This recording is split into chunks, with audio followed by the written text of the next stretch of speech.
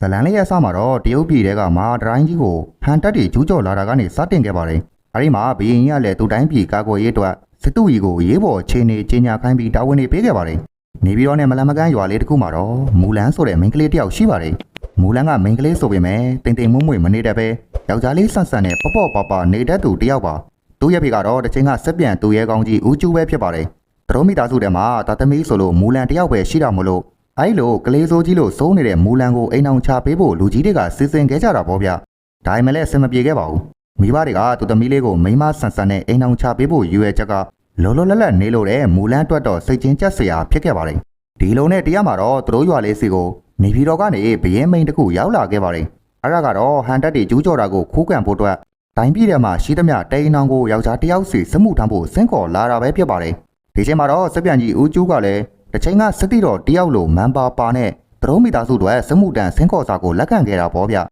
ဒီလိုနဲ့ဦးကျိုးတယောက်ဘရင်မိတ်နဲ့စမှုပြန်ထမ်းဖို့သူ့ရဲ့ရင်တုံးကဓာရေးတွေကိုလေ့ကျင့်ခဲ့ပြင်မဲ့လေတစ်ချိန်ကသူရခဲ့တဲ့ဒဏ်ရာတွေကြောင့်ရောအတိုင်းရွယ်ရပါအုံမင်းလာနေပြီဖြစ်လို့သူ့အတွက်ကိုအတော်လေးခက်ခဲခဲ့ပါတယ်ဒါကိုမြင်တဲ့သူ့ရဲ့မိသားစုကလည်းမတော်ဘူးဖြောင်းပြပေမဲ့ဦးကျိုးကတော့သူ့ရဲ့တာဝန်ကိုကျေပြုံးအောင်ထမ်းဆောင်မယ်ဆိုပြီးခေါင်းမာနေပါတယ်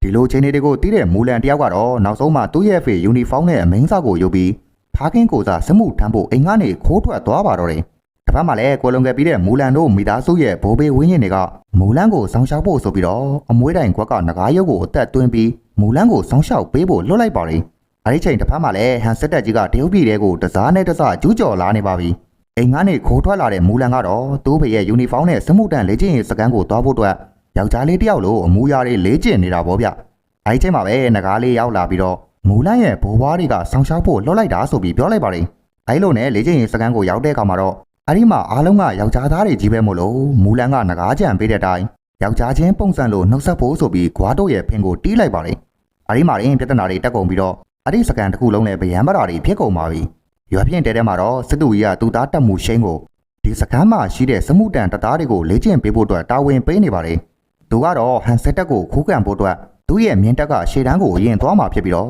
့တမူရှိန်နဲ့စမှုတန်းတွေကသူ့ရဲ့နောက်ကိုလိုက်ခဲ့ဖို့လည်းမှားလိုက်ပါတယ်။ဒါပေမဲ့တမူရှိန်ဦးဆောင်ရမယ့်စမှုတန်းတပ်သားတွေကတော့မြင်တဲ့အတိုင်းပါပဲ။ဒီလိုနဲ့ပြဿနာတွေကိုစားခဲ့တဲ့မူလန်ကိုတမူရှိန်ကစားပြီးတော့ပြစ်ဒဏ်ပေးလိုက်ပါတယ်။အဲဒီချိန်မှာအားလုံးကတော့မူလန်ကိုယောက်ျားလေးလိုပဲထင်ခဲ့ကြတာပါ။နောက်တနေ့မှာတော့တမူရှိန်ကသူ့ရဲ့တပ်သားတစ်တွေအတွက်ကိုကံပညာသင်တန်းစပါပြီ။ဒါပေမဲ့မူလန်ပါဝင်တပ်သားတစ်တွေကတော့တမူရှိန်မျောလင်းထားတာထက်ကိုပို့ပြီးတော့ခြေနေဆိုးကြပါတယ်။ဒီလိုနဲ့တနေ့မှာတော့တမူရှိန်ကတင်တန်းမှာအညံ့ဆုံးဖြစ်တဲ့မူလန်ကိုအိမ်ပြန်လွှတ်လိုက်ပါတယ်။အဲဒီမှာပဲမူလန်ကလည်းမခန်းချင်းစိတ်နဲ့တင်တန်းမှာအတော်ဆုံးတက်တာဖြစ်အောင်ကြိုးစားပြလိုက်တာပေါ့ဗျ။အဲဒီကနေစပြီးတော့မူလန်တို့တပ်သားတစ်တွေကလည်းတမူရှိန်ရဲ့ training တွေမှာအတော်လေးလေ့ကျင့်တာပြေးဝပြီးရှေ့တန်းထွက်ဖို့အဆင်သင့်ဖြစ်နေကြပါပြီ။ဒီလိုနဲ့တမူရှိန်ဦးဆောင်တဲ့စမှုတန်တပ်ဖွဲ့တွေရှေ့တန်းထွက်လာခဲ့ကြပါတယ်။အဲဒီမှာပျော်ပျော်ပါးပါးနဲ့ပျော်ပွဲစားထွက်လာတယ်လို့ရှေ့တန်းကိုရောက်လာတဲ့တပ်သားတစ်တွေလည်းသူတို့တို့မမျောလင့်ထားတဲ့မြင်ကွင်းတစ်ခုကိုစားတွေးလိုက်ရပါတော့တယ်။အဲ့ဒါကတော့စစ်သူကြီးရဲ့ရှေ့ပြေးမြင်တပ်ဖွဲ့တစ်ခုလုံးချိန်မုံခံလိုက်ရပြီးတော့စစ်သူကြီးကိုယ်တိုင်လည်းတိုင်းပြည်တို့အသက်ပေးခဲ့ရတာဖြစ်ပါတယ်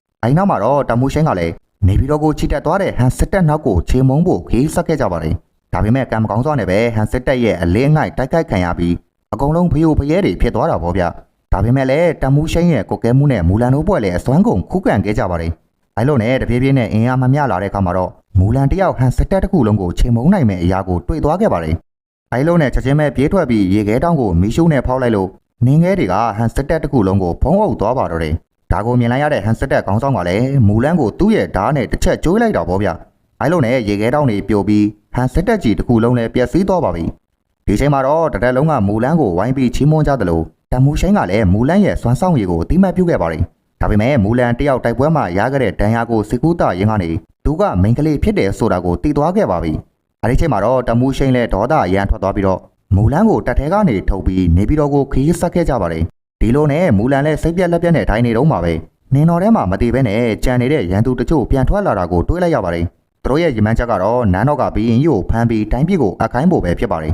။နေပြည်တော်မှာတော့အောင်ပွဲရလာတဲ့တမူရှိန်တို့စမှုတန်အဖွဲ့ကိုပြည်သူတွေကကြိုးဆိုကြတာပေါ့ဗျ။အဲဒီမှာမူလန်ကဟန်စစ်တပ်ကလူတွေနန်းတော်ထဲဝင်မဲဆိုတဲ့အကြောင်းကိုတမူရှိန်တို့စီတတိပေးခဲ့ပေမဲ့တမူရှိန်ကတော့လုံးဝလက်မခံခဲ့ပါဘူး။ဒီလိုနဲ့နန်းတော်ထဲမှာတော့အောင်ပွဲရတမူရှိန်ကရန်သူခေါင်းဆောင်ရဲ့ဓာတ်ကိုဘီရင်ကြီးစီအနှံခဲ့ပါတယ်။အဲဒီမှာရုတ်တရက်ငှက်ကြီးကဓာတ်ကိုလူသွားပြီးတော့အဲ့ဒီရန်သူခေါင်းဆောင်ကိုယ်တိုင်နန်းတော်တွေကိုရောက်နေတာတွေးလိုက်ရပါတယ်။ဒါကိုချက်ချင်းပဲတမူရှိန်ကတုံးပြန်ဖို့စ조사ပေမဲ့နောက်ကျသွားခဲ့ပါပြီ နောက်ကရန်သူတွေကလည်းဘီရင်ကြီးကိုနန်းဆောင်အပေါ်တက်ခေါ်သွားပြီးတကားပိတ်ပြီးဖမ်းခေါ်သွားပါတယ်အဲဒီနောက်မှာတော့တမူရှိန်နဲ့သူ့ရဲ့တပ်ဖွဲ့တွေနဲ့နန်းတော်တကားကိုဖွင့်ဖို့ကြိုးစားတာပေါ့ဗျ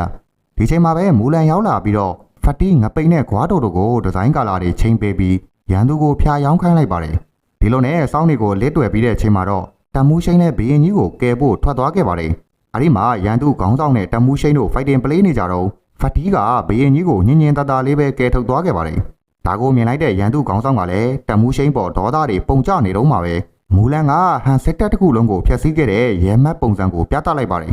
အဲဒီမှာရန်သူခေါင်းဆောင်လည်းမူလန်ကိုအသေးအတန်ပေါင်းချလိုက်ဆုပ်ပါတော့တယ်ဒီလိုနဲ့မူလန်တယောက်ရန်သူခေါင်းဆောင်ကိုမြားခေါ်ပြီးနဂါးရဲ့မီရှူဒုံကြီးတွေနဲ့အဆုံးသတ်ပေးလိုက်ပါတော့တယ်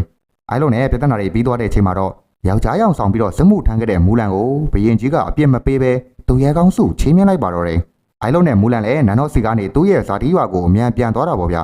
အိမ်မှာတော့ဦးကျူးကသူ့သမီးမူလန်ကိုတရိယာနေတဲ့ချိန်မူလန်ရောက်လာပြီးတော့သူမကိုဘရင်ကြီးချီးမြှင့်လိုက်တဲ့ဓာတ်နဲ့စုကိုပေးရလိုက်ပါတယ်။အဲချိန်မှာပဲသူတို့မိသားစုလည်းအလွန်ပျော်ရွှင်ခဲ့ရတာပေါ့ဗျ။ဒါပေမဲ့သူတို့အိမ်ကိုတမူရှိန်ကလည်းနောက်ကလိုက်လာခဲ့ပါတယ်။အဲဒီနောက်မှာဦးကျူးကိုခွင်တောင်းပြီးတော့မူလန်ကို official တွဲကျင်တဲ့အကြောင်းလေးတွေပြောရင်းနဲ့ဇလန်လေးလည်းပြီးဆုံးသွားပါတော့တယ်။ဟုတ်ကဲ့ဆုံးထိကြီးခဲ့ကြတဲ့ပရိသတ်တိုင်းကိုကျေးဇူးထိုးပဲတင်ရှိပါတယ်။နောက်ထပ်လည်းရာသားဆောင်ဇလန်ကောင်းတွေနဲ့အတူပြန်လည်ဆုံတွေ့ကြပါမယ်ခင်ဗျာ။